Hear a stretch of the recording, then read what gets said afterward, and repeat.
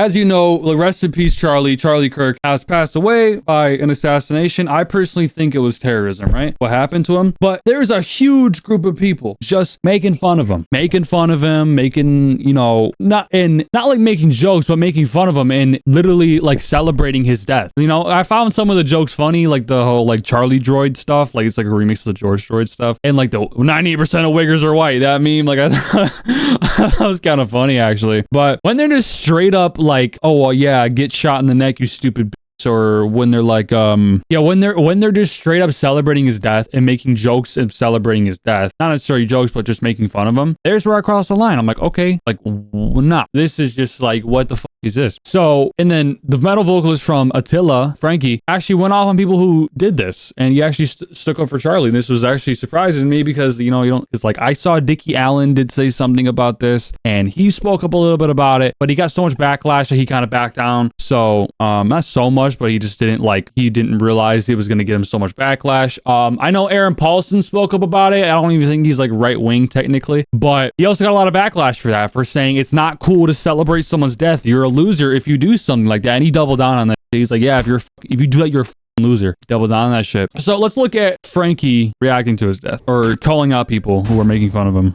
Emmure frontman Frankie Palmieri is expressing outrage in a statement shared online earlier today in the aftermath of that horrific assassination of political commentator Charlie Kirk. Now, Frankie says he didn't know much about him. He didn't follow him closely, but he was aware of how many people he reached. And much like many others, he's disgusted by how many people online have been mocking his death. And this is a man who was shot and killed in front of his wife and children. He has wife. He has wife. he has a wife. He has kids, and people were like, yeah. People were celebrating that shit. The one girl with the orange hair was like, Charlie Kirk got shot. I'm like, what the fuck? And anybody who feels the need to mock that is obviously not in a good place, and quite frankly has lost their humanity, and it's not the sign of a strong person who feels the need to do that. But this is what Frankie had to say about this. There's been a lot of controversy. Of course, we saw a backlash with Bob Vylan on stage appearing to mock the death of Charlie Kirk, and he faced significant backlash for that as well. Here is what Frankie Palmieri of Emmure, he was straight up mocking the dude, and he tried to downplay it on his Twitter. It's saying no one actually mocked him. Yes, you did. Literally on stage, you mocked him, bro. Had to say about the situation. In the statement, Palmieri says his eyes were opened by the public reaction to the assassination of conservative commentator Charlie Kirk. He wrote that while he didn't follow Kirk closely, he was disturbed by what he saw online following the news. He wrote, Frankie's based. I don't really care to engage anymore about politics, but I can gladly say that it wasn't the death of Charlie Kirk that opened my eyes to the sickness in this world. I've known how broken it is for a long time.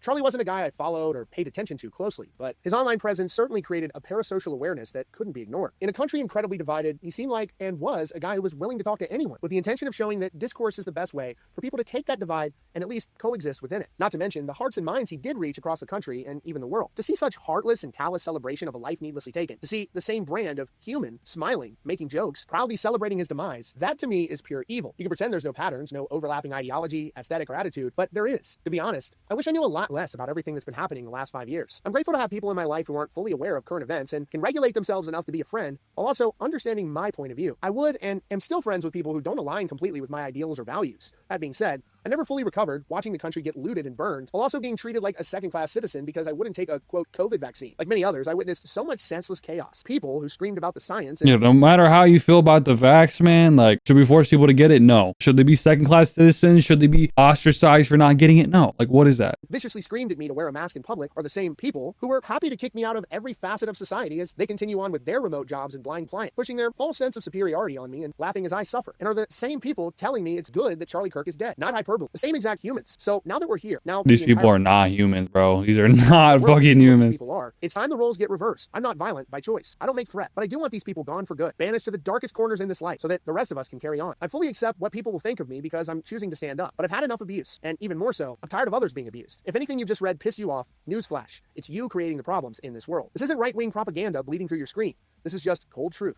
I can go on and on about what I disagree with on both sides of the spectrum. I don't even believe there should be a two-party system. But however extreme that idea might sound to you, you know what's actually extreme? Being happy someone was killed just because you didn't like what they had to Yeah, say. Even if I in agree. some hypothetical fantasy world where we find out the whole thing is fake, the conspiracy nuts are all correct and it's just another staged event to beckon the dark waves of human division, it doesn't change the fact that it's objectively wrong to cheer when an innocent person is killed. It's barbarianism at best and a glimpse of hell at its worst. I want to live in a world and want the future generations to live in a world that accepts the truth, works on spiritual growth, shows compassion for those we don't associate with, and wants to create peace through debate. But it seems like it's an entire section of society that doesn't want that. They will only accept the penance of blood as they have proven.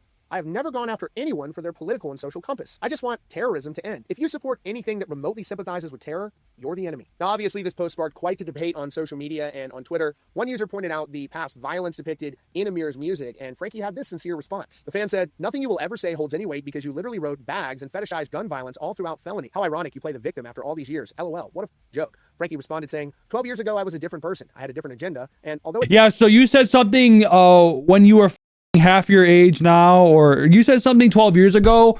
So do you agree with it now, or you should be held accountable for it? It's kind of contradicting what you said now, and shut the fuck up. it doesn't absolve me. It was a different time. I never sold the shirt again, and I've tried to make peace with myself for being so abhorrent. So what do you all think about Frankie's statement? Let me know down in the comments.